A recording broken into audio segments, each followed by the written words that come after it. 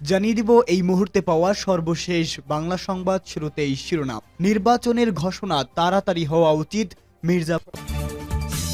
পরেই জানাবো মিত্রদের জড়ো করুন, শত্রুদের চিহ্নিত করুন, মাহফুজ আলমের বার্তা।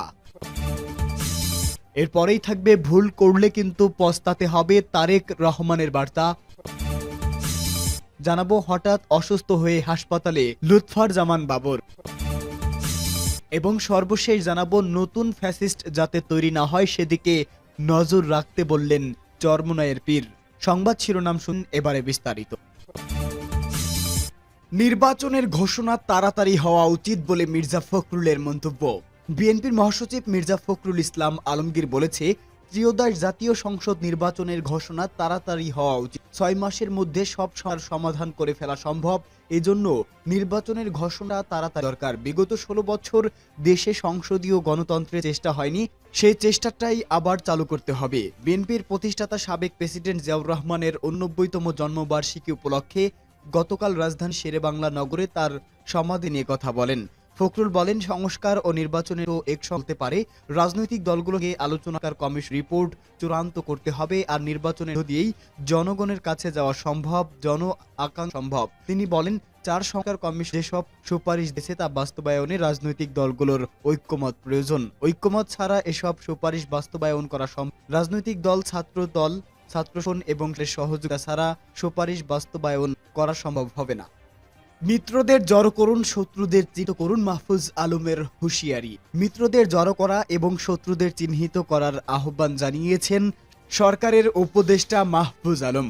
শাহবাগ ফেরত আনার চেষ্টা হচ্ছে, মুজিববাদী প্যারাডাইম আর ইতিহাস তত্ত্ব আবারও সক্রিয় হচ্ছে। বিপরীতে সৃজনের বদলে প্রতিক্রিয়ায় শক্তিশালী হচ্ছে।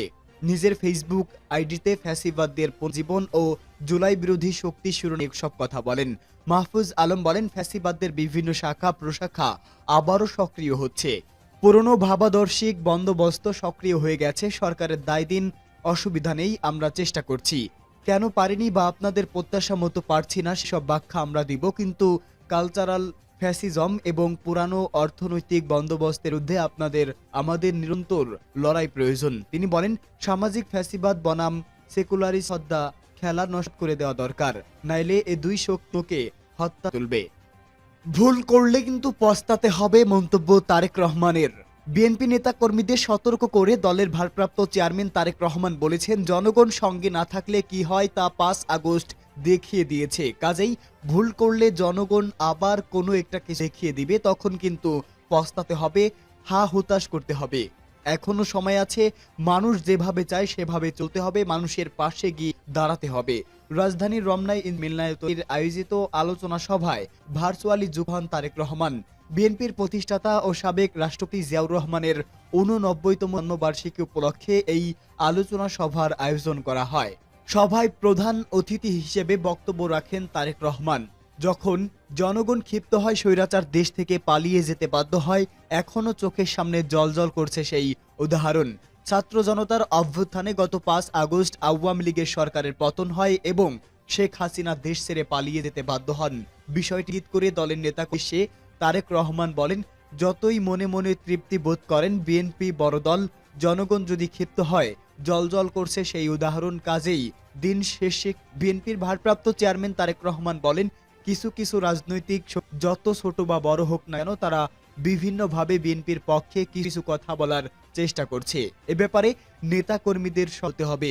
দলের উদ্দেশ্যে তারেক রহমান বলেন, অন্য কেউ সরকার গঠন করলে বিএনপি নেতাকর্মীরা কি ভালো থাকতে পারবেন? এ সময় মিলনায়তনে উপস্থিত থাকা কর্মীরা চিৎকার করে না বলেন।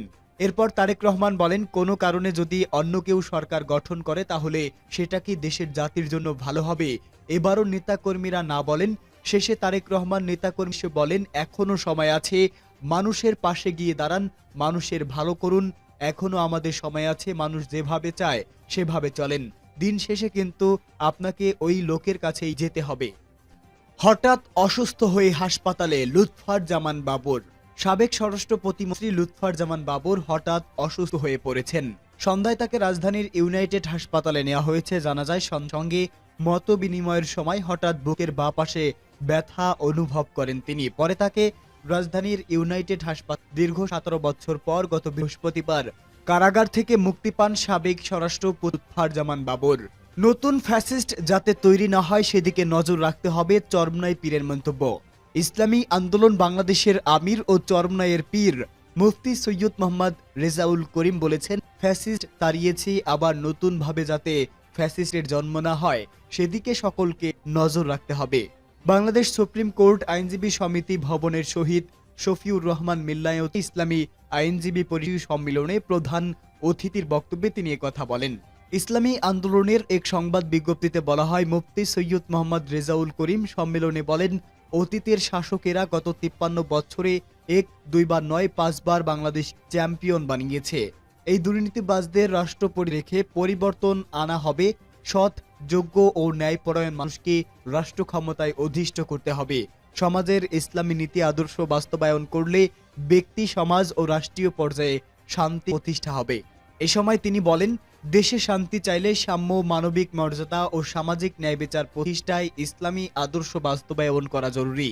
ইসলামী আন্দোলনের ছেলে বাবা আত্মীয় নেয় না, যে যখন অপরাধ করে তখন রাজপথে ঝাঁপিয়ে পড়বে।